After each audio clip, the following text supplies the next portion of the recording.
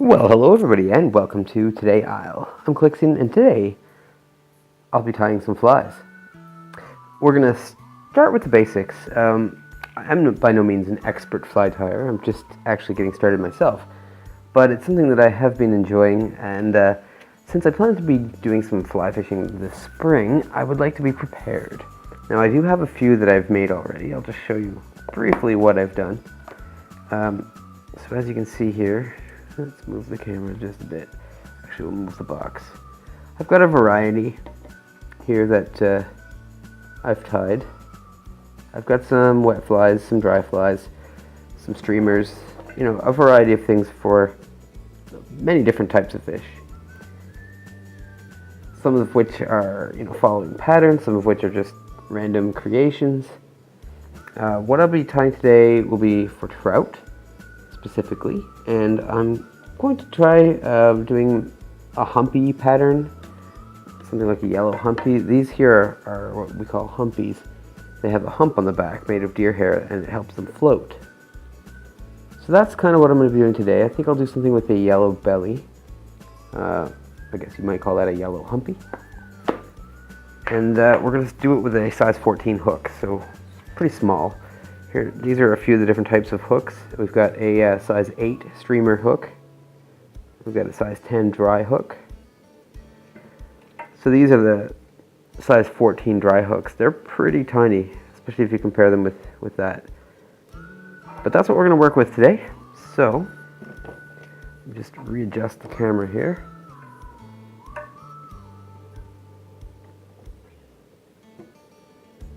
There we go. All right. So let's get started. I'm going to grab one of these hooks. Now, I'll try to explain the best that I can. Again, I'm not an expert, so I might get the terminology wrong and all that stuff. I just tie them and toss them in the water and hope for the best. So, if you're completely new to this,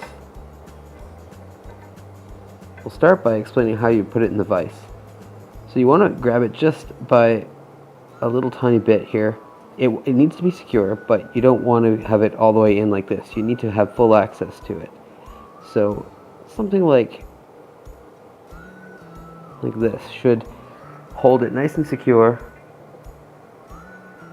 and also be able to get in far enough to have full access. I'm going to use a black thread. I'm using an 8/0 black thread, uni. I find it tough enough for all the purposes that I need it for. So we're going to start by putting the thread on. I usually start about just a little bit off the eye. I've got way too much here, so let's start. Let me rewind a little bit. I haven't actually tied a fly in, well, probably about a year. So it's going to be interesting to see if I can actually remember how to do all this. So what I'm doing is I'm taking the tail end that I have here and I'm just wrapping it up, going all the way back to about the bend of the hook, at which point we can clip that off. This is a pair of scissors for fly tying. They have a nice curve on them. It's easier to get in close. Alright, now this one is going to have a tail, and I've decided for this purpose, because I've heard that some bright colors tend to attract these sea-run brook trout, the best way to get them is with a flash of red or some other colors. So I'm going to try red on this one. I might try a few other colors for the tail in further videos, but basically we're going to take a bit of the red, probably just a dozen hairs or so. Don't need a lot. This is not a large fly, so. And I'm going to put them in a hair stacker because I want to make sure the ends are fairly even. Problem is I don't know where my stacker is. Let's see. Well, you know what? Let's forget the stacker for now, because I don't know where I put it. But I'm just going to manually line these up a little bit so that I can kind of tell that they're all about the same length. Normally you would put these in a hair stacker, beat it around a little bit, and then all of a sudden they would be the same length. But barring that, I think this will work. Okay, so we don't need a ton of tail. I'm thinking something like this should work. It's a little bit long still. Let me see if I can correct that.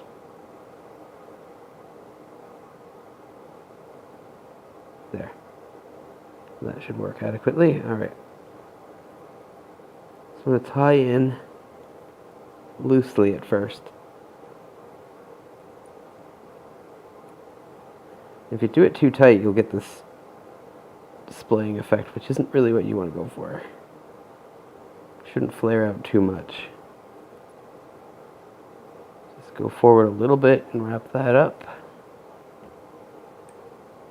And then I'm going to try to get it in back here without catching any of these.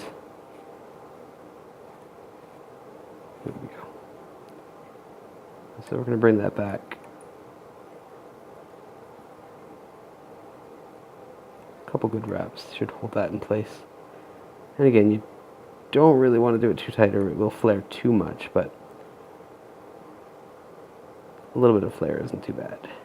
This is a dry fly, so it will float, and that's kind of a little bit of extra flare isn't so bad because it kind of helps it float. So then we can just pull this back and trim it.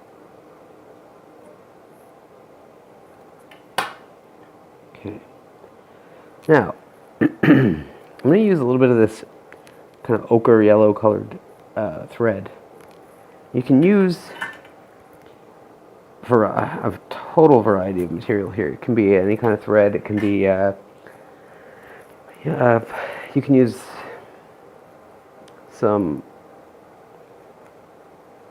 sorry, I'm trying to pull off a piece here.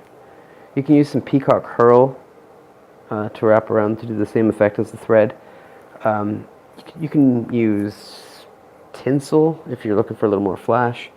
Whatever tickles your fancy, really, in this case. But today I'm just going to use this yellow colored thread, and I'm going to tie that in. I'm going to leave that towards the back for now. Try to tidy up the body a little bit here. When it comes to wrapping thread, it's so thin and so small that you can kind of go nuts with it. You don't have to worry too much about it becoming too thick or unwieldy. So if you have stuff that's kind of hanging off and you're not really fond of it, you can just kind of wrap it away.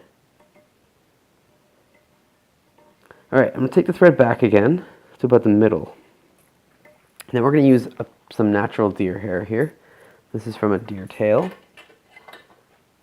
It's not my deer, but I have saved the tail, so I will be able to use mine for this purpose down the road. We're going to take probably about double what we had. I'm going to use a little bit of white in the mix as well, just because I think that looks more natural. And if you look really closely, I don't know if you're going to be able to see this, if I add a little extra light. There's all this fuzz in between. I don't know if you see that. And we don't want all that fuzz because that will get in the way. So I have a cat brush that I got from like the dollar store. And I usually just run that through a few times to help take away some of that fluff.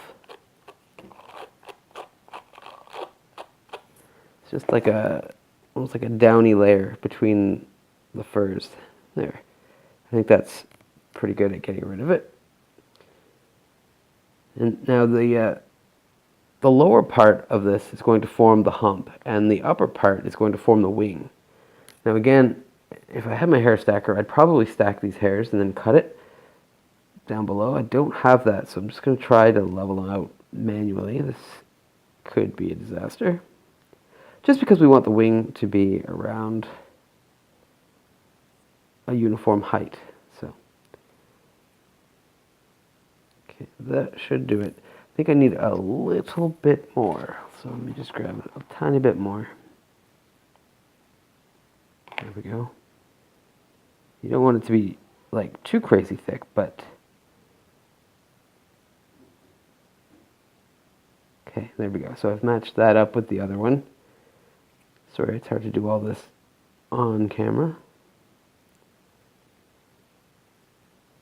And we need it to be about roughly twice, maybe 2.5 times the length of the hook shank. Only because we need to be able to fold it back and have the wing up front. So let's just make sure we've got the ends trimmed here. A little too much. There we go.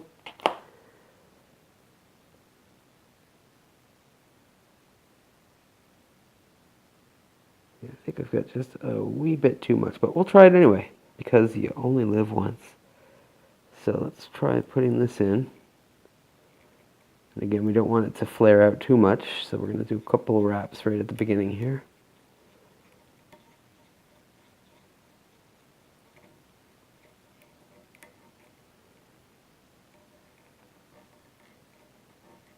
We're just going to tie that back. And if there's any strays, that's fine. You can pull those out. And if the body looks like this, well, that's okay. Because we're going to take the thread to the front. We're just going to let that hang there. And then we're going to use this yellow one. We're going to counter wrap the opposite way we've been going with the thread. Actually, in this case, it doesn't matter because we're actually going to tie that in anyway. I think I'm actually going the same way as the thread, so.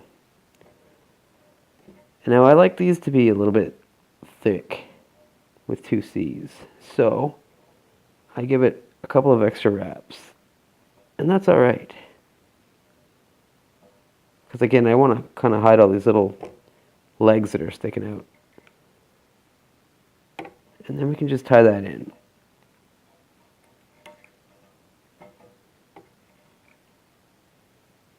Comme ça.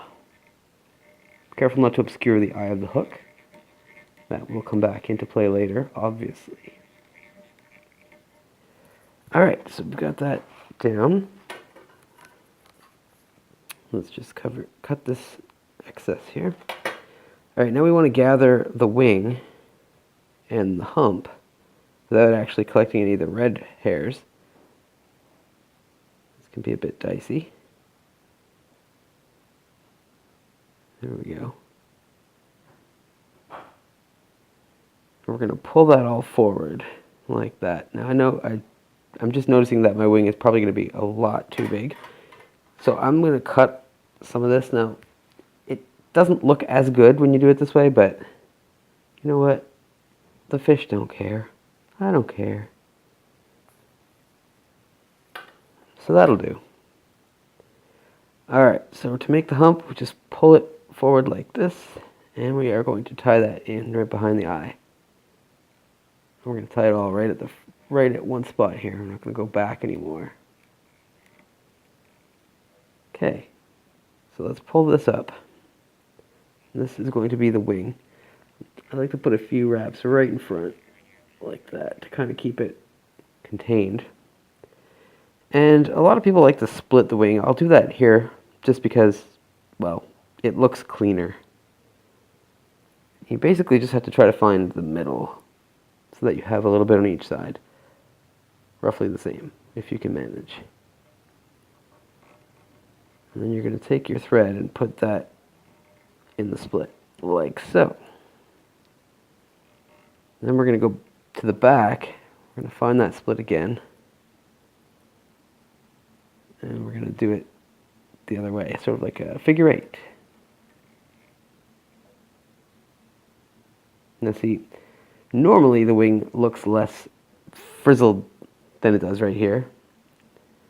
But this isn't a tractor pattern, so it's alright for it to be a little frizzly. It's going to tickle the water, and they're going to see that and see it as action, and they're going to come up for it. So, well, that's the hope anyway. Fingers crossed. Now, last thing we need is some Grizzly Hackle, which I have here. No, this is not from my own chickens. This is from a rooster anyway, but don't need a very big piece. I'm just looking for something further back here. Now, this guy should do just fine. Okay. So I'm going to cut it somewhere around here just to make it a more manageable size. I'm going to lift the feathers like this, and I'm just going to trim it down a little bit. This gives the thread a place to grip onto.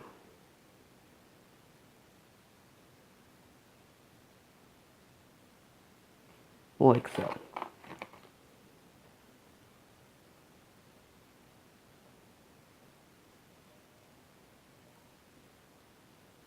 Alright, we're going to pull back this wing, I guess you call it. Slap that in there. We want to put it on the side. Helps if you tilt it forward and then do the wrap. That way it's not as, in the way. We're going to clean this up at the end too, so if there's anything that looks offensive at the moment, we'll get there. And we're just going to leave the thread hanging. We're going to just kind of fluff up the hackle a little bit, like so. And we're going to give it a couple of wraps in behind.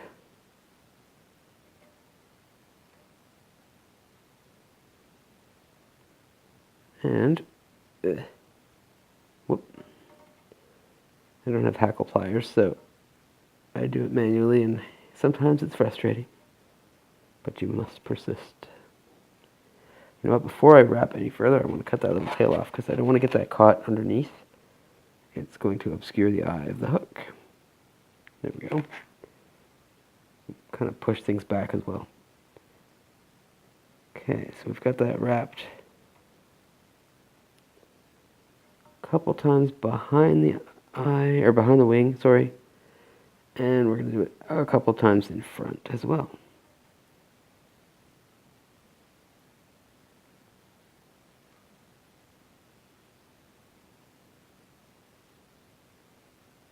Just going to push things back just a smidge so I have some room to work.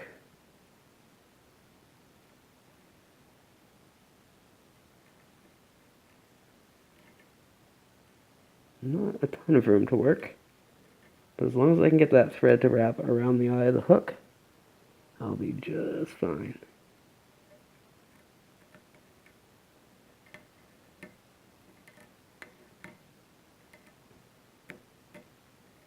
Okay, a couple nice tight wraps there. And we'll trim off the bit of the hackle feather that's left.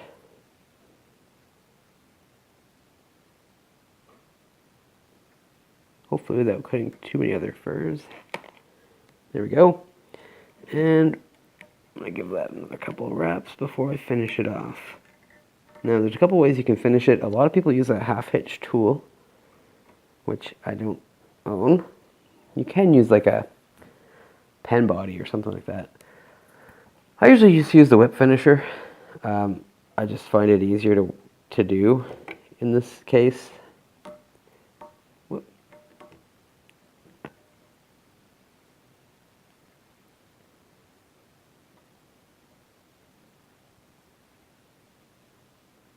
And then I like to clean it up afterwards, so.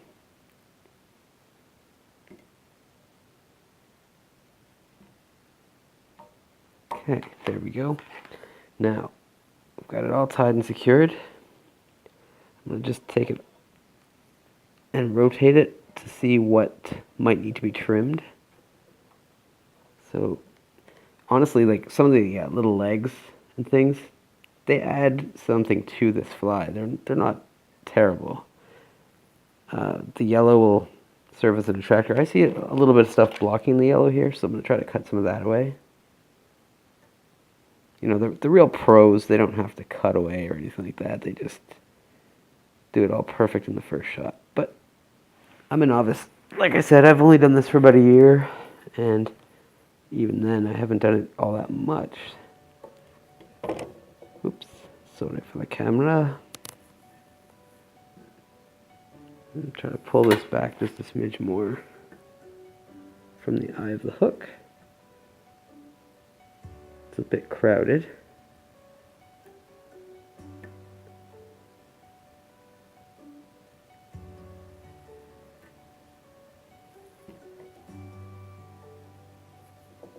You can work with it here and just pull it back a bit.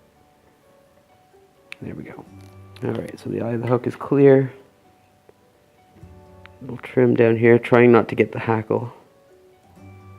Because there is a hackle here, so don't forget that. It's designed to, again, just kind of agitate the water at the surface so that they perceive it as motion.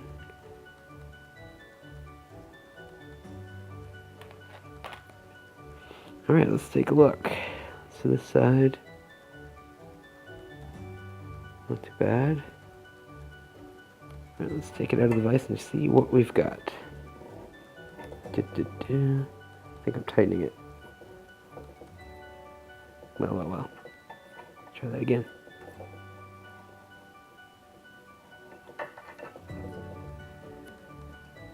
There we go. So we have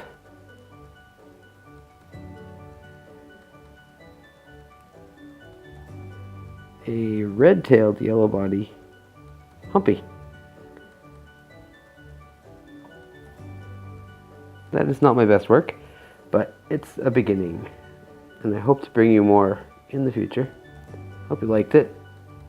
I will actually test this fly out in the spring when I do my fishing trip with my buddies. We're going up to Antigonish, Nova Scotia, to catch some sea-run trout, so it will get use.